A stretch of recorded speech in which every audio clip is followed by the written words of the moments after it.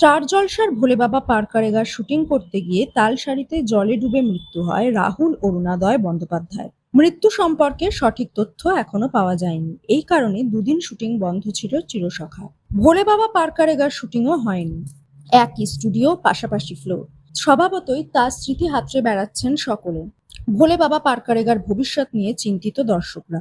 আরম্ভ হওয়ার পর থেকেই রেটিং চার্টে ছিল নিম্নমুখী অবস্থা, তাই কয়েক মাস পরেই বদল করা হয় নীল ভট্টাচার্য এবং মধুমিতা সরকারকে।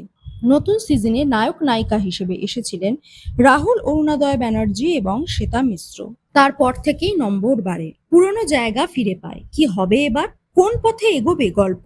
প্রযোজক লেখিকা জানিয়ে দিলেন এই অবস্থায় তারা আর সিরিয়ালটিকে চালিয়ে নিয়ে যেতে চান না। তবে চ্যানেলের সঙ্গে চুক্তিতে আছেন, তাই এমতো অবস্থায় কি হবে সেই নিয়ে উদ্বিগ্ন ছিলেন অনেকেই।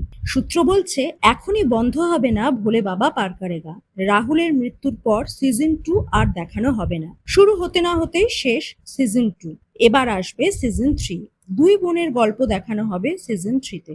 রূপাঞ্জনা এবং নীলাঞ্জনার কাহিনী চলবে আরো কিছুদিন। প্রধান চরিত্রে বর্ণিনী চক্রবর্তী এবং নবাগতা শ্রেয়া বসা। বর্ণিনী নীলাঞ্জনার ভূমিকায়, শ্রেয়া রূপাঞ্জনার চরিত্রে। রূপাঞ্জনা শান্ত স্বভাবের, কিন্তু নীলাঞ্জনা ঠিক তার বিপরীত। হিংসে করে রূপাঞ্জনাকে, সহ্যই করতে পারে না। মনের যন্ত্রণা লুকিয়ে রাখে রূপাঞ্জনা।